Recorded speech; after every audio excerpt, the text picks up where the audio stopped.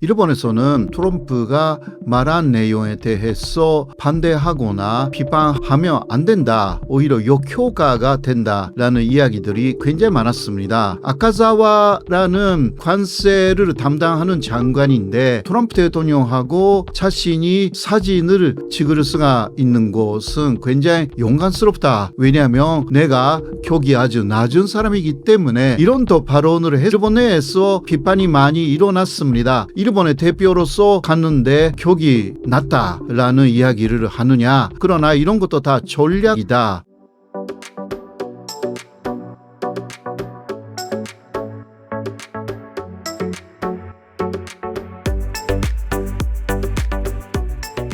안녕하세요. 호사카 유지 교수님. 간단하게 자기소개 부탁드립니다. 예, 여러분 안녕하십니까.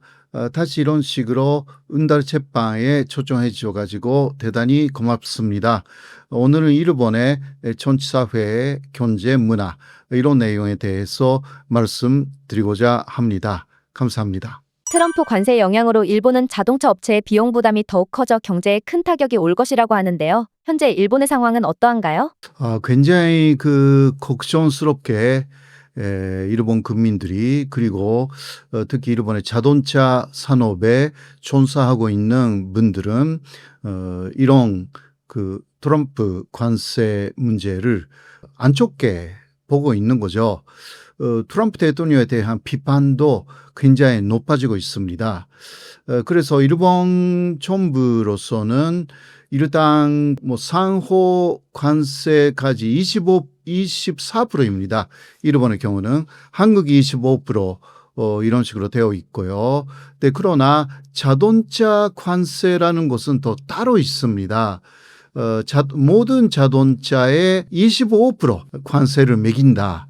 라는 것이 트럼프 정부의 방침인데요. 네, 그거 조금 세분화해서 보면 보통 승용차에 대해서는 현재까지는 2.5%의 관세율이었어요. 거기에 25%니까 27.5%가 되고요. 그리고 일본의 트럭에 대해서는 현재까지만 해도 25%의 관세가 있었습니다. 거기 플러스 25%니까 50%의 관세가 매겨지는 셈이 되는데요. 이렇게 되면 일본 전체의 GDP의 0.2%가 떨어지게 된다고 합니다. 이것은 일본의 사실 수출품의 주력이 자동차입니다. 그래서 그 부분이 상당한 타격을 입을 것이다. 이게 예상이 되어 있어가지고 일본은 기타 여러 가지 품목이 있다 하더라도 자동차만큼은 현재까지의 관세율을 지키고 싶다. 그래서 트럼프가 말한 자동차 관세 플러스 25% 이것은 없애고 싶다. 이러한 생각이거든요. 미국은 자동차 관세 인하는 안 된다는 입장이고 일본은 자동차 관세를 낮춰달라는 입장을 표명하며 서로 의견 대립이 상당한데요. 자동차 관세 및 여러 관세가 부과되면 일본 경제는 어떻게 될까요? 일본은 미국하고의 관세 협상을 잘 해가지고 사실상 일본에 대한 모든 관세를 거의 없애는 방법을 강구하겠다. 이런 식으로 이시바 총리도 이야기를 하고 있습니다. 네, 그러나 미국은 전혀 그렇지 않기 때문에 상당히 어려움이 다를 것으로 예상이 되는데요.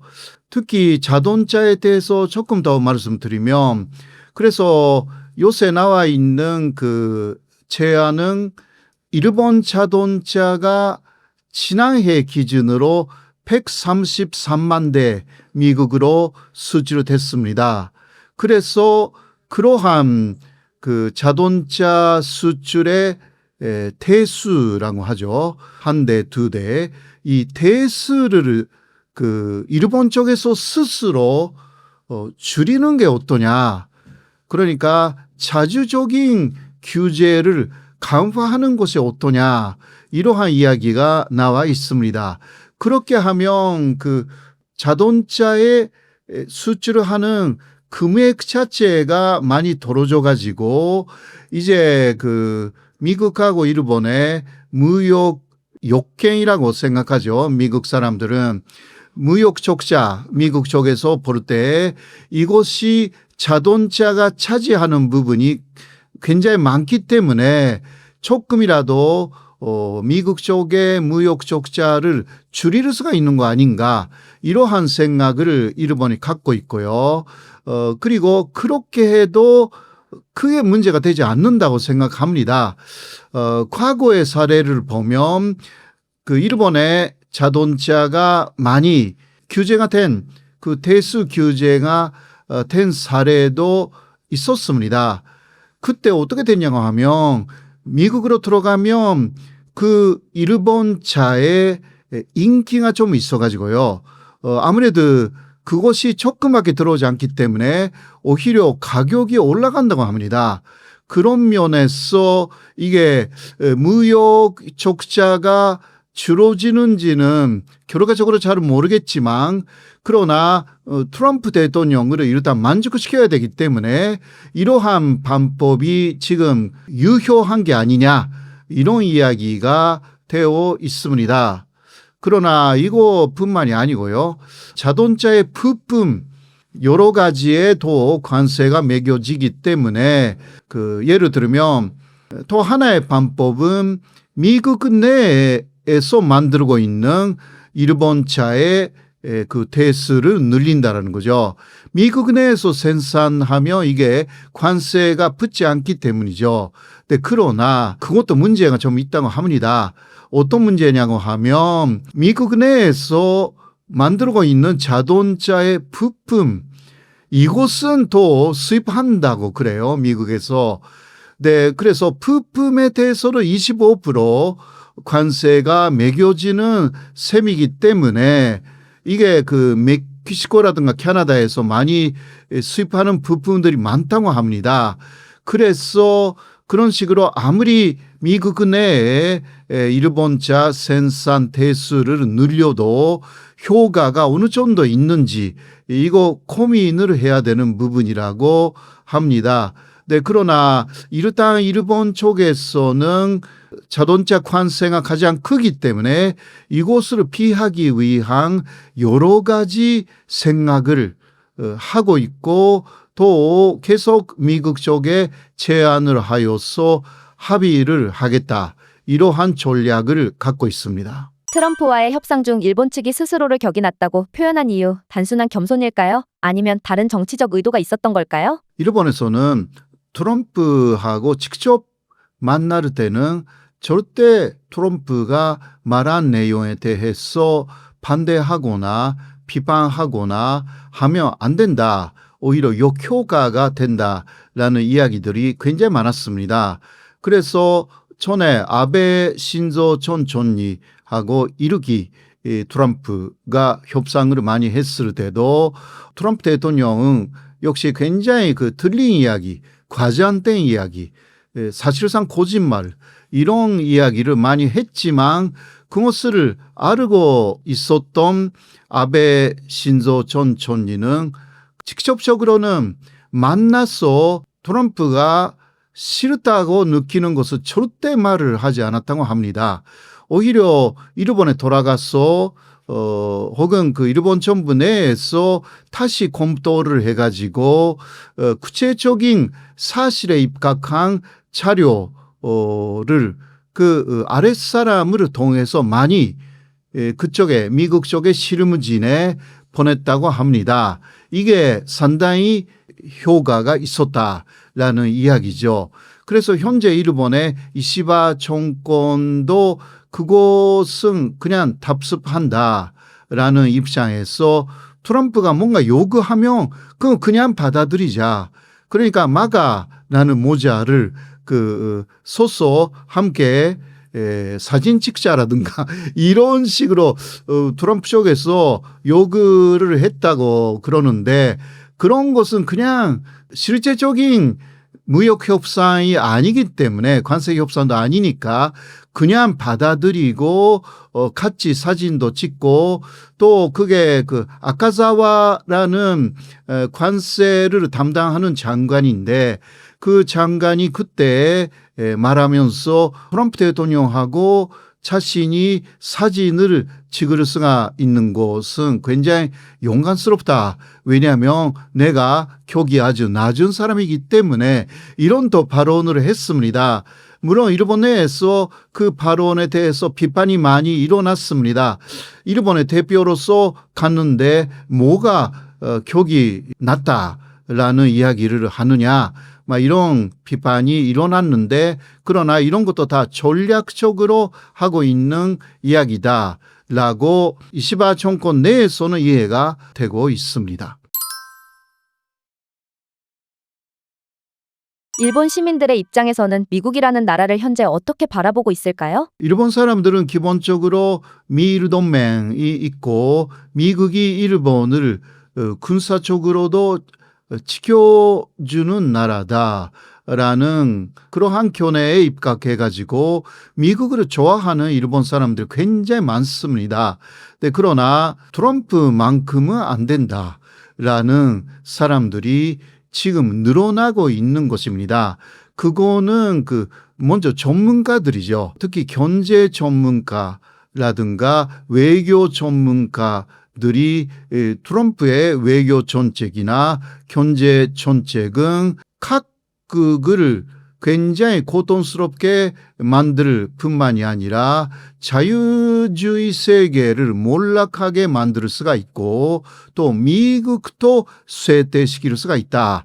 이런 식으로 하여서 트럼프의 특히 관세 정책이라는 것은 일본에게도 안 좋지만 세계적으로 안 좋은 것이다 라고 하여서 트럼프 대통령에 대해서 굉장히 부정적입니다. 트럼프가 미친놈처럼 맷맨 전략을 쓴다 이러한 이야기가 있습니다.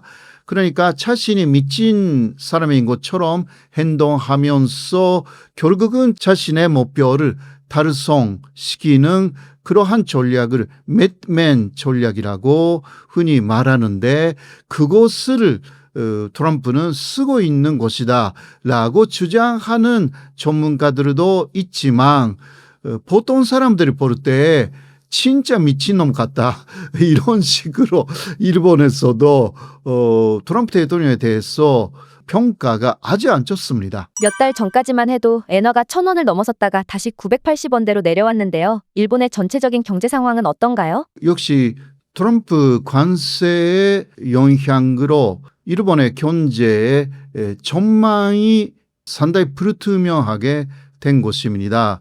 사실 그 관세 정책, 미국의 관세 정책은 7월 조순이 되어야 상호 관세 추가 부분이죠. 그러니까 14% 일본의 경우는 그것이 발동이 되고 현재까지는 10% 관세는 이미 발동되었고요. 그리고 자동차 관세라든가 철강 그리고 알루미늄 여기에 대한 또 관세는 이제 발동되어 있는 거죠. 그러니까 전체적으로 일본의 경제가 안 좋아지고 있다라는 것은 사실입니다. 그리고 엔화가 엔저였는데 엔고로 조금 돌아서기 시작했어요. 근데 그 이유는 미국 쪽에서 엔고로 하고 싶고 또 달러 약세로 하고 싶다라고 베센트라는 재무장관이 이야기를 해왔고 그래야 미국의 제품이 수출하면서 잘 팔리는 거 아닙니까? 그래서 달러화 약세 정책은 트럼프 대통령이 처음부터 후보 시절부터 계속 이야기를 한 내용입니다. 그래서 그 영향으로 엔화 가치가 조금 올라가기 시작했다. 이것은 있습니다. 원화 가치도 마찬가지입니다. 특히 한국에서는 두 사람 최삼목 단시 부총리하고 안덕근 장관이 미국으로 가서 2대1로 관세 협상을 시작했습니다. 그때 한국에서는 환율도 이제 논의하자라는 이야기를 해버렸습니다. 이게 문제가 된 거죠.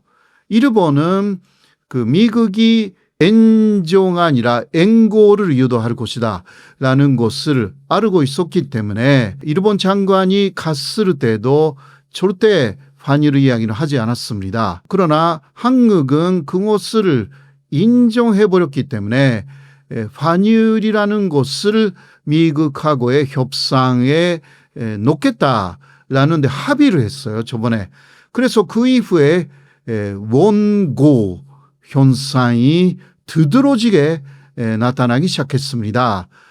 그때만 해도 1470원 정도 원 달러에 지금 1400원 정도로 원 달러에 그렇게 원이 비싸졌습니다. 이렇게 되면 아까도 이야기했지만 한국의 제품이 수출을 할 때에 불리하게 되는 것입니다. 이러한 부분이 한국은 아주 갑작스러운 원고가 되기 시작했고요. 이거 다 미국 쪽하고의 관계상 그렇게 되어 있습니다. 일본도 엔고가 약간 시작됐지만 그러나 왔다 갔다 하고 있어요. 이거는 일본 쪽에서 그럼 환율 문제를 위제에 올린다라는 말 자체를 하지 않았기 때문에 이거는 미국이라고 해도요 무리하게 이것을 하기는 현재 상황에서는 조금 어렵습니다.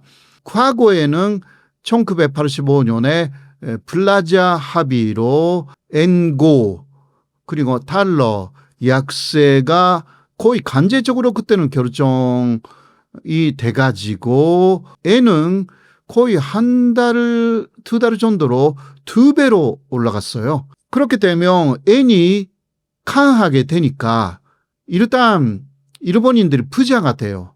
국제적으로 볼 때. 그러나 수출은 정말 어려워지는 거예요. 그때 일본도 수출이 한때는 어려워졌지만 그래도 일본은 기술력이 있었기 때문에 일본 제품을 살 수밖에 없는 상황이 당시는 있었어요.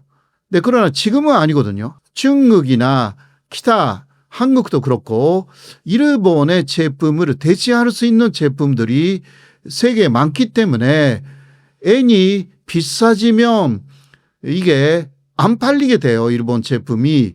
그러니까 일본도 당시는 플라자 합의에 합의를 했지만 지금 상황에서 엔고로 합의할 수가 없습니다. 미국하고요. 그래서 엔은 조금 그 움직임이 그렇게 아주 강하게 왔다 갔다 하지는 않아요. 그러나 원은 너무 강하게 비싸지고 있어요. 이거 조심해야 되는 부분이라고 할 수가 있습니다.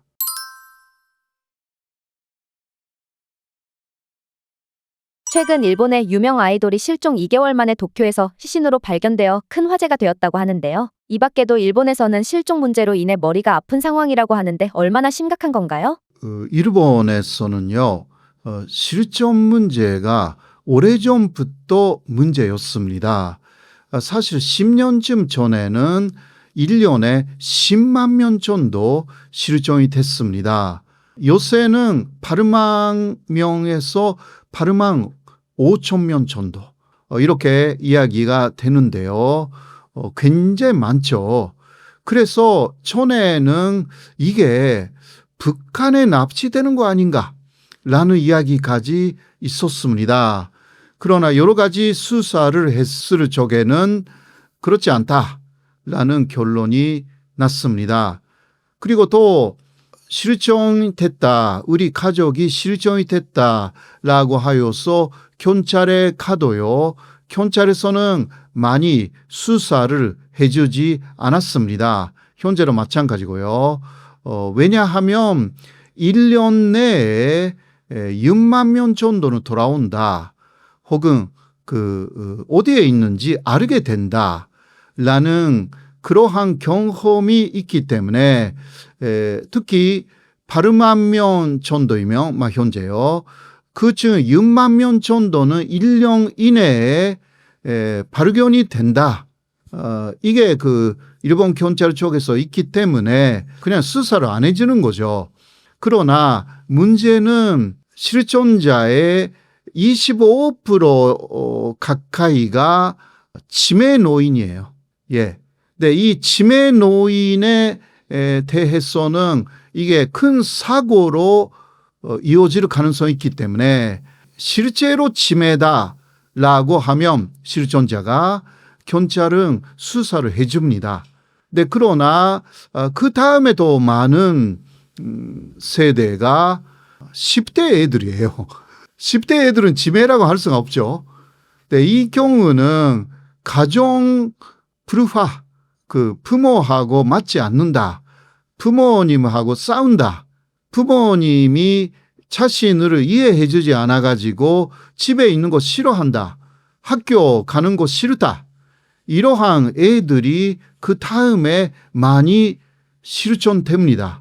이거는 그 유괴라든가 그럴 수도 있지만 특히 여자의 경우라든가 불화가 전혀 없었을 경우는 경찰은 이것은 납치다, 유괴다 이렇게 해서 수사를 해주는데 한산 집에서 그 아이들하고 싸웠다라든가 아이들이 아주 그 여러 면에서 문제가 많았다라고 하면 그냥 가출로 이르당 경찰은 처리를 합니다. 그래서 안 찾아주는 거예요. 그렇게 해서 어떻게 되냐고 하면 아까도 이야기했듯이 1년 이내에는 거의 80% 정도는 돌아온다고 그래요. 혹은 연락해 온다고 합니다. 근데 나머지 문제는 20% 정도가 문제가 되는데 이런 사람들은 어디에 갔는지 연락을 해주지 않기 때문에 그 어떻게 됐는지 몰라요. 근데 진짜 걱정이 되는 부모님들은 이제 훈신소라든가 이런 데에 그 의뢰를 하는 거죠. 그러나 훈신소는 비쌉니다. 그래서 경찰 쪽에서는 오히려 저렴하게 이런 것을 해주는 NGO라든가 이런 것을 소개해 주기도 하고요. 그렇게 하여서 어느 정도 협력을 해주기도 한다고 합니다. 그러나 스스로 뭔가 실제로 사건이다라는 그러한 내용이 없으면 경찰은 찾아주지 않는다고 하죠. 그래서 실제로 연락이 오를 경우가 있고요. 근데 그 경우는 뭐 1년 이내에는 뭐 80% 그러나 나머지 20%도요. 10년 지나서 연락을 주는 사례가 있다고 합니다. 그 굉장히 많이 오래 지난 다음에 왜냐하면 그 시점이 되면 뭐 결혼도 하고 외지에서 또 아이가 태어나면 부모님의 생각이 나고 막 그럴 수가 있는 거예요. 네, 그러면 10년 만에 연락을 해왔다 아이가 그렇게 해서 일단 소재지를 알게 되는 경우도 있고요. 물론 완전히 그 연락이 쭉 없을 경우도 있습니다만은 그곳은 전체 8만 명에서 10만 명 이러한 그 숫자로 볼 때는 굉장히 적은 숫자다라고 할 수가 있습니다. 그리고 역시 그 청소년들의 문제는 그렇게 하여서 어딘가에 가는 거잖아요. 근데 그곳으로 유명해진 것이 토요코 키즈라는 아이들이었습니다. 이게 그 일본 도쿄 신주쿠의 토요코 빌딩이라는 데가 있어요. 거기 빌딩 옆에 모여서 여러 가지 그 불량적인 행동을 하는 아이들을 토요코 키즈라고 해요. 자발적으로 매춘하기도 하고 또 그 감기약을 그 한꺼번에 많이 먹어가지고 그렇게 되면 이게 환상 작용이 옵니다. 이런 것을 하는 그 옛날에는 그 신나라고 했잖아요.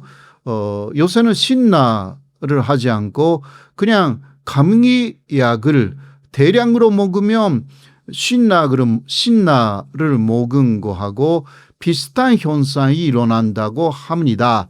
이런 식으로 해서 상당히 불량 상태가 되어 있는 10대 아이들이 또 소녀들이 더 많아요. 네, 이러한 그 문제가 일본에 존재합니다. 그리고 또 역시 세 번째로는 이것도 자발적인 실종이라고 할 수 있는 사람들인데 너무 빚이 많고 혹은 그 회사가 망해가지고 라든가 자영업에서 역시 망했어 라든가 이런 분들이 그냥 그런 분들은 남자가 많잖아요. 그런 분들이 아내와 아이들을 그냥 놓고 떠나버리는 거예요. 예, 그런 분들이 세 번째 많다고 합니다.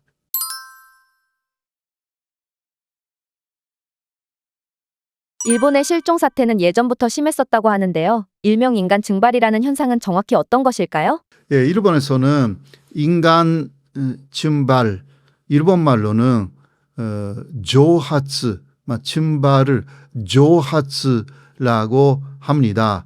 그거는 어떤 느낌이냐고 하면 조금 전까지만 해도 멀쩡하게 있었던 사람이 갑자기 사라진다. 그러니까 뭔가 물이 증발을 하듯이 사라져버린다. 그 느낌이죠. 그러니까 사람들이 놀래요. 왜냐하면 뭔가 병이 있었던 것도 아니고 멀쩡하게 움직이고 있었던 사람이 그리고 뭔가 큰 문제가 있는 것으로 보이지 않았던 사람이 갑자기 사라지는 거예요. 그러니까 걱정이 되니까 납치되었나, 유괴되었나, 뭔가 교통사고를 크게 당했나, 여러 가지를 생각하는 거죠. 그 주변에 있는 사람들은요. 그러니까 증발이라는 그러한 느낌은 멀쩡한 사람이 아주 갑자기 사라졌다. 이러한 느낌입니다. 이런 일들이 남에게 패기치기 싫어하는 일본인들의 성향과 연관이 있을까요? 예, 먼저 일본인들 중에 특징 중 하나가 마음에 있는 이야기를 털어놓고 다른 사람들에게 이야기하지 않는다. 그런 사람들이 굉장히 많습니다. 이게 하나의 특징이죠. 그러니까 모든 자신의 있는 그대로를 털어놓고 위로할 수 있는 친구가 없는 일본인들이 굉장히 많다. 이런 식으로 이야기가 되는데요. 이것은 사무라이 문화하고도 약간 관련이 있다. 이러한 분석도 있습니다. 왜냐하면 사무라이들은요. 적을 알고 나를 알으면 백정해도 위태롭지 않다. 그러니까 나를 알으면서 상대를 알아야 돼. 그러니까 반대로 말하면 나를 너무 알려고 하는 사람들은 이게 조금 경계해야 되는 사람이 되는 거예요. 서로가 그래요. 그렇기 때문에 마음속에 있는 20%, 30%는 말을 안 하는 거죠. 말을 다 해버리면 이게 상대 앞에서 약자가 될 가능성이 있다. 이러한 문화가 아직 일본에 남아있는 것입니다. 그래서 털어놓고 모든 것을 밝히고 다 친구가 되는 그러한 관계라는 것이 일본 사회에서는 좀 어려워요. 한국에서도 모든 것으로 털어놓고 나중에 배신당했다라는 거 있잖아요. 일본은 배신당하는 것은 많이 없다 하더라도 미리 그렇게 되지 않도록 예방 차원에서 말을 안 해. 그러니까 오히려 그것이 스트레스가 되는 사회가 일본 사회라고 할 수 있습니다. 그래서 아무 사람 누구에게도 자신의 속마음을 털어놓을 수가 없는 사람들이 고민 그때 피로해버리는 거예요. 완전히 소진돼 버린다 마음이. 그러면 사라져버리는 거예요. 예, 이러한 상황이 있습니다. 매년 수만 명이 실종이 된다면 심각한 사안인 것 같은데요. 일본 내에서는 이 문제에 대한 해결책을 잘 내놓고 있는 상황인가요? 아까도 이야기했지만 경찰에서는 일단 안내를 해줘요. 이런 데 위농해봐라. 이런 데에서는 잘 찾아준다. 그런 사람들을 소개는 해줘. 네, 그러나 문제는 그 hun신소이면 비싸고요. 이게 뭐 교통비만이라고 해도 일본에서 교통비가 아주 비싸잖아요. 즉 그 어디에 있는지도 모르는 사람을 찾아다니는데 비용이 이것은 보통 사람들이 감당할 수가 없습니다. 기타 그렇지 않아도 뭐 아주 양심적인 변호사라든가 NGO 단체라든가 이런 데를 또 많이 안내해주고 또 인터넷 사이트에서도 이럴 때는 이렇게 하시면 된다라는 그러한 안내문은 많이 나와 있어요. 그러나 실제로 도와주지는 않는다라는 거죠. 이게 일본 사회예요. 다른 것도 마찬가지예요. 예를 들면 지진이 왔을 때 어떻게 하면 되느냐. 뭐 옛날에는 그러한 재난 훈련 같은 거 많이 했거든요. 지금도 하기는 하지만 그러나 많이 달라졌어요.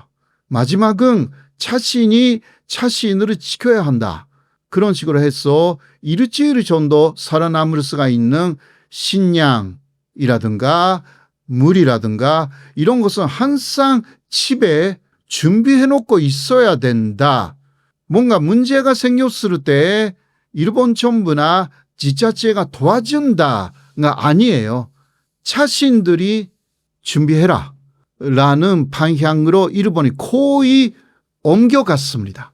이거는 스가 정권 때 거의 그런 식으로 옮겨갔습니다. 그러니까 스가 정권은 2021년에 끝났기 때문에 거의 5년 정도 전에 일본 전체가 그 전에도 그런 게 있었지만 그러나 점점 옮겨가 가지고 스가 총리가 그러한 생각을 갖고 있었기 때문에 그때 거의 완벽하게 그런 식으로 이것을 자조라고 그래요. 일본말로. 자신이 자신을 도와야 한다. 도울 조자 있잖아요. 자신이 자조라고 말하고 있어요. 예, 이게 일본의 상황입니다.